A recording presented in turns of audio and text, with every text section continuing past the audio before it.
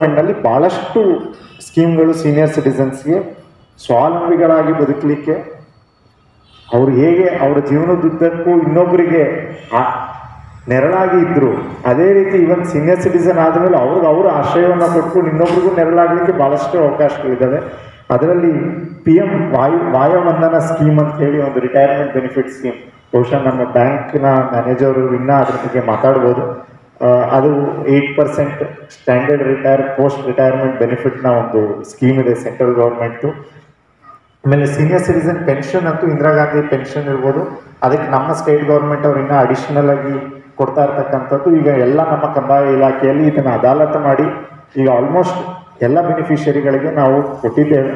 ಯಾರಾದರೂ ನಿಮಗೆ ಗೊತ್ತಿರೋರಿಗೆ ಪೆನ್ಷನ್ ಸಿಗ್ತಾ ಇಲ್ಲ, ಅವರು ಬಡವರಾಗಿದ್ದು ಅವ್ರು ಇದ್ರಲ್ಲಿ ವಂಚಿತರಾಗಿದ್ದಾರೆ, ದಯವಿಟ್ಟು ನೀವು ಅವ್ರಿಗೆ ಅರಿವು ಮೂಡಿಸಿ ತಾಲೂಕು ಆಫೀಸ್ನಲ್ಲಿ ನಮ್ಮ ನಾಡ್ ಕಚೇರಿಯಲ್ಲಿ ಅವರು ಅಪ್ಲಿಕೇಶನ್ ಕೊಟ್ಟಲ್ಲಿ ಅವರಿಗೆ ಪೆನ್ಷನ್ ಸಿಗಲಿಕ್ಕೆ ಅವಕಾಶವಿರ್ತದೆ.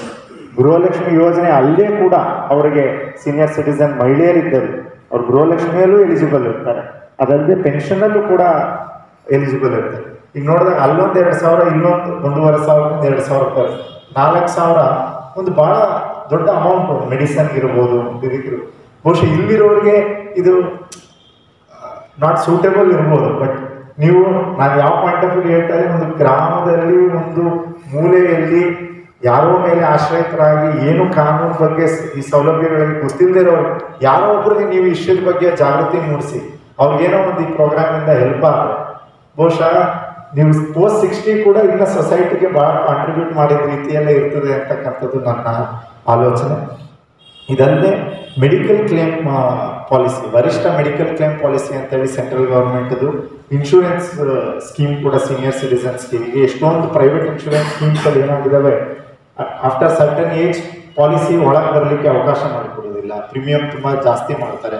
ಆಮೇಲೆ ಪೋಸ್ಟ್ ಸರ್ಟನ್ ಏಜ್, ನಾನು ತಪ್ಪು ತಿಳ್ಕೊಂಡಿಲ್ಲ ಅಂದರೆ 80 ವರ್ಷ ಆದಮೇಲೆ ಹೊಸದಾಗಿ ಪಾಲಿಸಿ ಅವ್ರಿಗೆ ಕೊಡಲಿಕ್ಕೆ ಡಿನೈ ಮಾಡ್ತಾರೆ. ಸೊ ಅದೆಲ್ಲವನ್ನು ಈ ಸ್ಕೀಮ್ ಸೆಂಟ್ರಲ್ ಗೌರ್ಮೆಂಟ್ನಲ್ಲಿ ಅಡ್ರೆಸ್ ಮಾಡಿದೆ. ರಾಷ್ಟ್ರೀಯ ವಾಯುಶ್ರೀ ಯೋಜನೆ ಇದು ಭಾಳ ಮುಖ್ಯವಾದ ಯೋಜನೆ. ಇದರಲ್ಲಿ ಮೆಡಿಕಲ್ ಏಡ್ಸ್, ಈಗ ಒಂದಷ್ಟು ಜನ ಸೀನಿಯರ್ ಸಿಟಿಸನ್ಸ್ಗೆ ವಾಕಿಂಗ್ ಸ್ಟಿಕ್ ಬೇಕಾಗಿರ್ತದೆ, ಇಲ್ಲ ಇಯರಿಂಗ್ ಏಡ್ ಬೇಕಾಗಿರ್ತದೆ, ಇಲ್ಲ ಅವ್ರಿಗೊಂದು ವೀಲ್ ಚೇರ್ ಬೇಕಾಗಿರ್ತದೆ, ಅಫೋರ್ಡ್ ಮಾಡಲಿಕ್ಕೆ ಅವ್ರಿಗೆ ಶಕ್ತಿ ಇಲ್ಲದೆ ಇರ್ಬೋದು. ಅಂಥವ್ರಿಗೆ ಸೆಂಟ್ರಲ್ ಗೌರ್ಮೆಂಟ್ನಿಂದ ಒಂದು ಸ್ಕೀಮ್ ಇದೆ. ಅವರು ನಿಯರೆಸ್ಟ್ ಹೆಲ್ತ್ ಸೆಂಟರಲ್ಲಿ ರಿಜಿಸ್ಟರ್ ಮಾಡಿ ಈ ಸ್ಕೀಮನ್ನು ಬೆನಿಫಿಟನ್ನು ತಗೋಬೋದು. ಈ ರೀತಿ ರಿವರ್ಸ್ ಮಾರ್ಟ್ಗೇಜ್ ಸ್ಕೀಮ್ ಬಗ್ಗೆ ಈಗ ಬ್ಯಾಂಕ್ ಮ್ಯಾನೇಜರು ಡೀಟೇಲ್ ಆಗಿ ಮಾತಾಡ್ತಾರೆ.